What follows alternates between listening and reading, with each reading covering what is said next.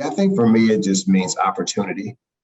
And what I mean by that is, just knowing that, Memphis could be so much better on its best day if we were able to tackle the 1,000-pound gorilla that is poverty here in our city.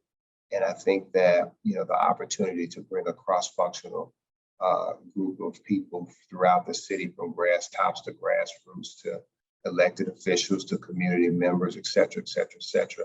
I think bringing those folks together with an aligned approach really does create a huge opportunity to make our city better, and in particular for some of our most impoverished citizens. So thinking about all that, I think what this is important to me, and I think it's what it means to me. It's just huge opportunity for our city, and moreover, as a Memphian, realizing that if we get this right, we will certainly have an opportunity to make this a better Memphis.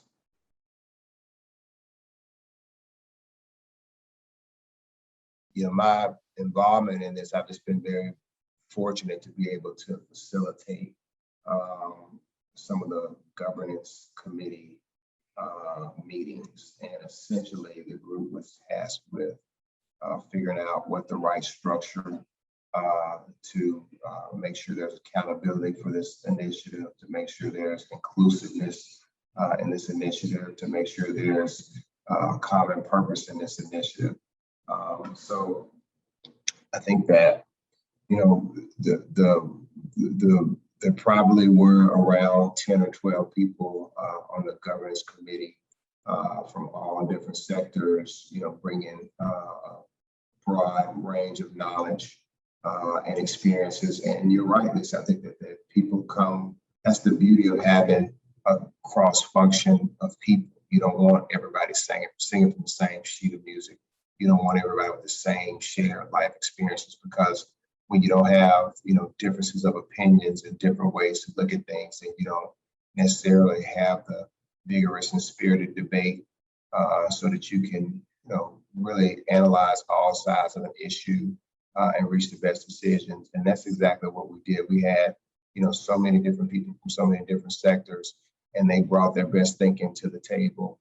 And I think that as a result of a lot of different discussions and a lot of different perspectives, the committee was able to come up with a very, very good recommendation of or for how the governance structure will ultimately look with this effort.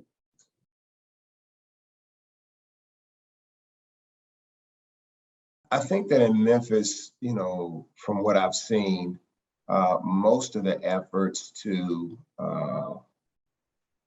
tackle some of these complex issues that we're dealing with, they're pretty hierarchical, right? Like you have or in the past, you've had kind of a group of grass tops decision makers, trying to put together the plan and trying to get buy-in. I think what makes this different is you have grass tops and grassroots leaders and everybody in between. And I just think that the intentional effort to have this work led by community members just gives it, even more credibility.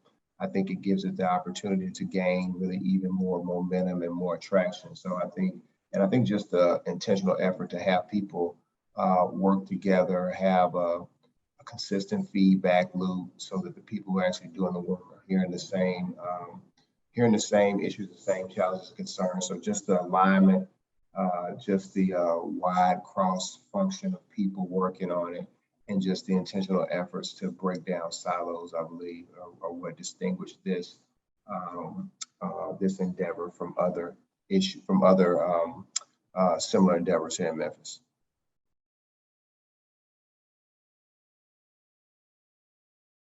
Certainly, when you start to talk about how do we improve the overall quality of life for all Memphians, you have to take a step back and say, what are some of the significant issues or barriers to that? And, I think one of the things that stands out in my mind as a significant barrier is just the suffocating poverty that so many Memphians experience. And so when you are, putting together plans that go to the heart of the problem or the root of the problem, I just think you have a better opportunity to have some of the outcomes that we'd like to see. And just, again, in my former role, I mean, when I talk about poverty, I mean, we had about 100,000 kids, or have about 100,000 kids in the Shelby County schools. And, about 40,000 of those kids live in households where the income is less than $10,000 a year.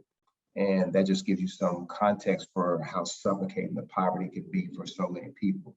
So in order to improve the quality of life for everybody, including, the least of those, or the folks who are in some of the most dire economic conditions, you have to put together policies and set forth a vision, to make it better for everybody. I mean, I think we say a rising tide lifts all boats, but I think the focus has to be on how do you dramatically improve the quality of life for some of our most impoverished citizens here in Memphis. And I think that the process that has been laid out with this initiative, gathering people from all sectors of the community, agreeing on the 5 or 6, high leverage drivers that we can focus on to improve the quality of life for people. And then having people who have been steeped in the work come up with a plan of action around those 5 or 6 areas to